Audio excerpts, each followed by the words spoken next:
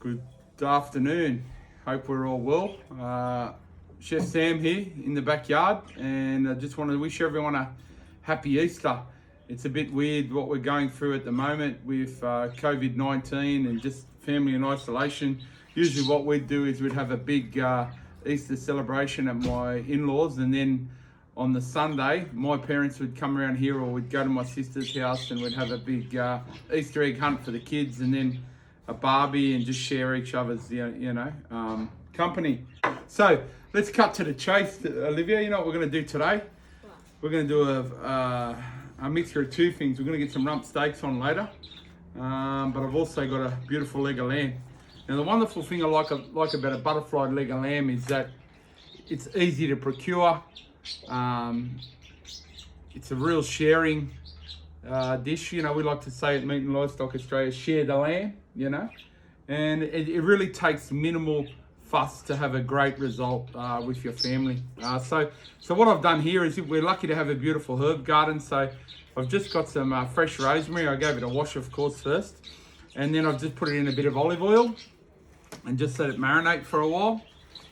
And I didn't season it because what happens, I find, is that the salt or lemon, if you like, the lemon starts cooking the lamb because of the acidity in the lemon. Starts curing it, if you like, and the salt starts drying it out. So I thought I'd salt it now just before I'm cooking.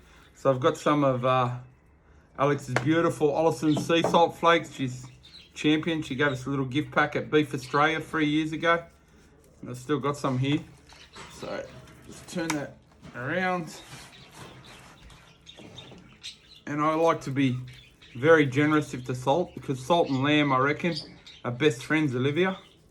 And we want to give that a nice rub in. And especially in the skin, you really want to get into the crevices of the lamb with that sea salt. Now, what else I did, Olivia, I took this out for a good 10 to 15 minutes out of the fridge. So we marinated in the rosemary for a while, with a bit of oil, but I've taken it out for 10 to 15 minutes just to kind of room temperature. And what I find, that helps get a nice crust when you cook your lamb. So oil, sea salt, rosemary. Now, what else I got, you've probably seen me use it a few other times when I'm cooking, is a bit of a brush.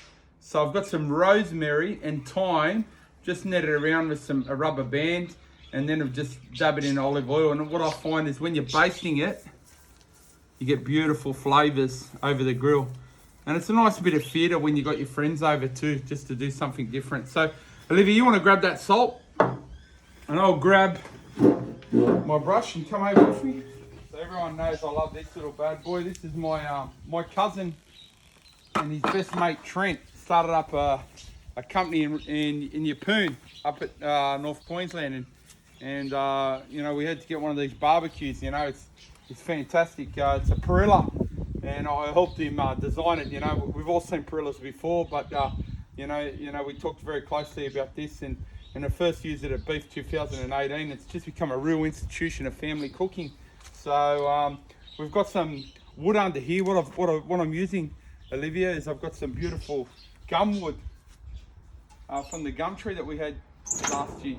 I'm going to lay this down on top of this, and it's important to get the plate nice and hot before we put our lamb on. So that's been on there for about 10 to 15 minutes. And then I like to put my lamb skin side down, get a nice crust.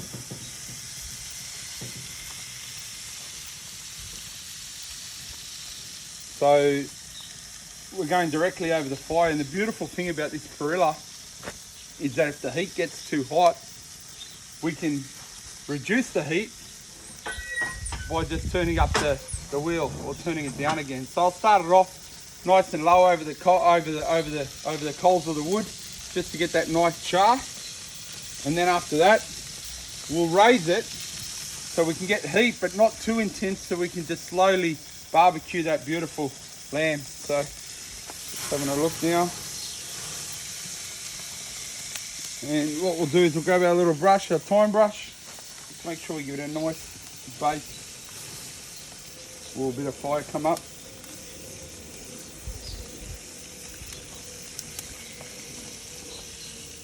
And what I find about beautiful butterfly leg of lamb, it's a really good dish for Easter. It's a nice sharing dish, you know. Oh, look at that, just turn it over.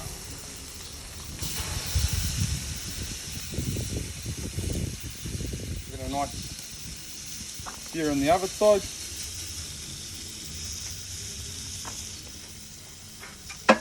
Give it a brush on the top.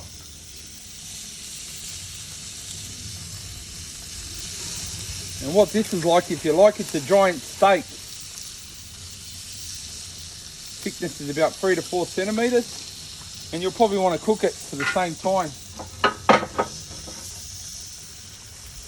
And a wonderful thing that was told to me by a colleague, Rafa over at WA, he's a fantastic butcher. He goes, Sammy, the best thing I love about a butterflied leg of lamb is that the middle bit, you can have it beautiful, medium or medium rare, or rare if you like, and then the outsides are thinner, so you could have them well done. So everyone gets pleased in the family. You know, I know you, Olivia, you like your lamb well done, so you'd probably eat the end bit, and me and Mum would eat the middle bit, you know. So, you know, it's a real sharing dish, you know, that you can have amongst taste. So there we go, we'll leave that for now. We'll come back towards the end of finishing it, but, you know, hot grill over the wood. We've let the wood settle down too, so we don't want it too much smoking. It's just cooking beautifully there. We're going to do it for, I don't know, 10 to 15 minutes on each side, and then we're going to rest it for about 15 minutes and then carve it up, and then happy days. We'll come back.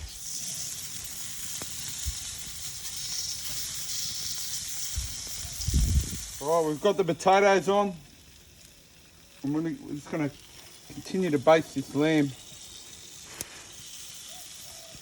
We'll even just add a bit of oil to our lovely potatoes. Stand back, Olivia. This is going to get flamey because of the oil.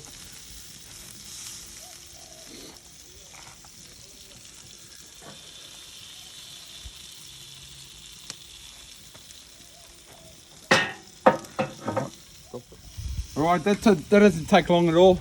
That's probably about 20-25 minutes. Like I said, it's like cooking one big steak, right? So we want to make sure that we get the degree of doneness to about 60-61, and that'll slowly come out when we rest it to give a nice medium rare consistency. But that's just about finished, you know. So there you go, guys. All right, come over, just do a picture over the top, then just, you know, a nice cook. All right.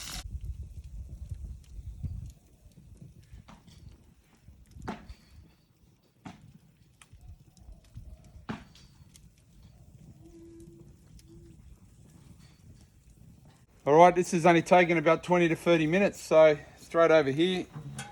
We'll just lift the barbecue now. And then we'll just let it rest over the residual heat. And that's the end product.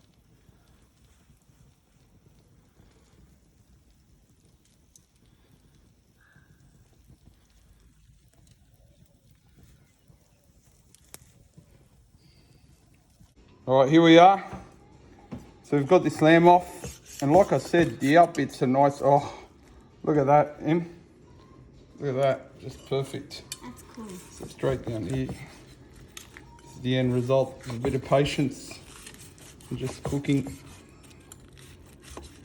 Oh mate, and it's just turned out better than I could imagine. The thing is just allowing it to rest. It's the main thing. We've got a beautiful, juicy, wood-fired lamb leg.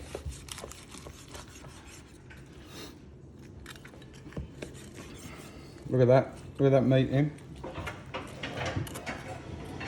And like my friend Rafa said, right, you get the end bits, and they're more well done, okay? For those who like it well done. All right, there's your more well done bits. So there it is, guys. Got some nice roast potatoes to accompany. It's just nice rustic outdoor cooking. And then of course we just finish off with a bit of salt. And what I always like to do is put a bit of lemon. So straight over the top. My good friend Adrian Richardson showed me this. So if you nick the top off the lemon, you can actually use the whole and it just squeezes out beautifully. It's not getting any seeds, almost like a cup of lemon.